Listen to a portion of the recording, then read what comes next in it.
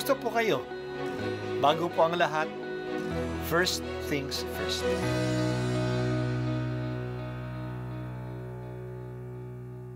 Good morning po. Sinisimulan po natin ngayon ang first things first. At dito po, tinatalakay natin sa unang bahagi ng umaga natin ay ang first readings na binabasa po sa banal na misa.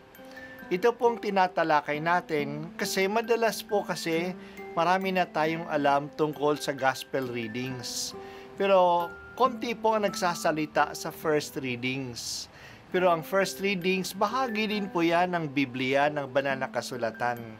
Kaya susubaybayan po natin ang mga first readings. Basahin po natin at kuminsan kailangan ng basahin ng 2 o 3 beses bago maintindihan kasi hindi po tayo familiar sa mga istorya at sa mga kaisipan na tinatalakay dito. Ang pagbasa mula sa aklat ni Propeta Isaias, ito ang sinasabi ng Panginoon, "Ikaw ay sumigaw ng ubos lakas, ang sala ng bayan ko sa kanila'y ihayag. Sinasamba ako, kunway hinahanap, sinusundan-sundan. Parang natutuwang ang kalooban ko'y kanilang malaman. Ibig palabasin na ang gawain nila ay matuwid at di lumilihis sa mga tuntuning aking ibinigay. Wari natutuwang sa aki sumamba at ang hinihingi hatol na matuwid. Ang tanong ng mga tao, bakit ang pag-aayuno nati di pansin ng Panginoon? Nagugutom lang tayo ngunit walang kabuluhan." Ang sagot ng Panginoon, pansariling kapakanan pa rin ang pangunang layunin sa pag-aayuno. Habang ang nag-aayuno'y patuloy na inaapi ang mahihirap, ang pag-aayuno ninyo'y humahantong lamang sa alitan, hanggang kayo-kayo'y nag-aaway-away. Kung ang pag-aayunong ginagawa ninyo ay gayon din lamang, ang inyong pagtawag ay tiyak na hindi ko pakikinggan. Sa inyong pag-aayuno, pinahihirapan ninyo ang inyong sarili. Yumuyo ko kayong parang damong hinihipa ng hangin. Nagdaramit kayo ng sako at nahihiga sa abo. Pag-aayuno na ba iyan? Akala ba ninyo'y nasisiyahan ako riyan? Ito ang gusto kong gawin ninyo. Tigilan na ninyo ang pang-alipin. Sa halip ay pairalin ang katarungan. Ang mga api palayain ninyo at tulungan. Ang mga nagugutom ay inyong pakanin.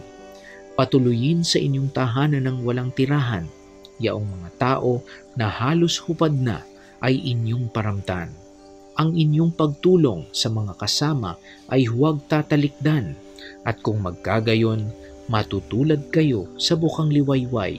Hindi maglalaot, gagaling ang inyong sugat sa katawan. Ako'y laging sa inyo. Ililigtas kayo at iingatan kahit saang lugar. Sa araw na iyon, diringgin ng Panginoon ang dalangin ninyo.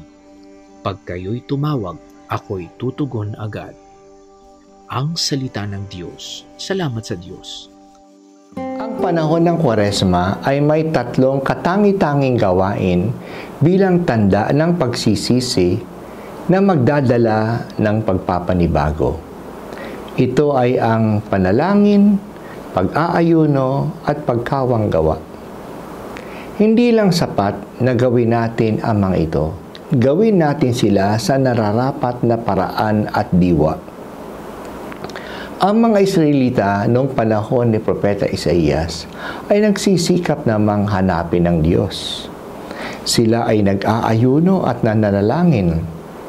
Pero parang hindi sila napapalapit sa Diyos. Nagrereklamo sila na hindi naman daw pinapansin ng Diyos ang kanilang pagpepenitensya at pag-aayuno.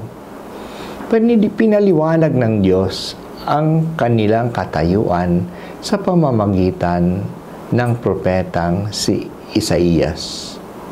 Oo, nag-aayuno nga sila, pero makasarili ang kanilang gawain. Sarili lamang ang kanilang inaatupag. Malupit sila sa mga alipin. Nagpipenitensya sila, pero mainitin ang ulo nila at nakikipag-away pa. Siguro dahil sa gutom sila. Ano bang ayuno na hinihingi ng Diyos? Sapat na ba na magutom tayo at nag-aayuno na tayo? Gusto ba ng Diyos na manghina lang ang ating pangangatawan dahil sa kulang sa pagkain?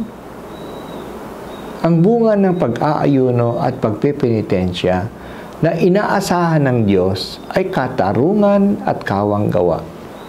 Katarungan, palayain ang mga nakukulong na wala namang kasalanan. Iwasan ang pang-aapi. Kawanggawa, tulad ng pagpapakain sa mga nagugutom. Patuloyin ang walang tahanan. Bigyan ng damit ang mga hubad. At huwag talikuran na ang mga kamag-anak na nangangailangan. Kung gagawin natin ang mga ito, magliliwanag ang ating kabutihan at sasaatin ang kaluwalhatian ng Diyos. Sabi niya sa atin, tatawag at magdarasal tayo at tayo'y papakinggan ng Diyos. Hindi malalayo sa atin ang Diyos. We need to deny ourselves in order that we may be open to the others. Yan ang layunin ng pagpepenitensya. Paghihindi natin sa gusto natin at kahit na ito'y kailangan pa natin upang maging bukas tayo sa pangangailangan ng iba. Sa pagdanas ng kusang kagutuman, nalalaman natin ang kalagayan ng mga sapilitang hindi nakakakain. Pakainin natin sila. Sa ating pagtitimpi, napapalakas ang ating kalooban na panindigan ang karapatan ng iba at ipagtanggol ang mga naaapi. Tunay talaga na ang bunga ng penitensya ay ang gawain ng justice and charity. The fruits of penance are works of justice and charity. Panginoon, sorry at madalas napapansin lamang namin ang aming pangangailangan at ang aming kagustuhan at nagiging bulag at bingi kami sa mga kapwa na lubang nangangailangan ng katarungan at pagkalinga. Tulungan mo kami ngayong Kwaresma na maging handa na magtimpi at paghindian ang aming sarili upang makipag-isa kami sa aming kapwa. Mas mapapansin namin sila at matutulungan namin sila.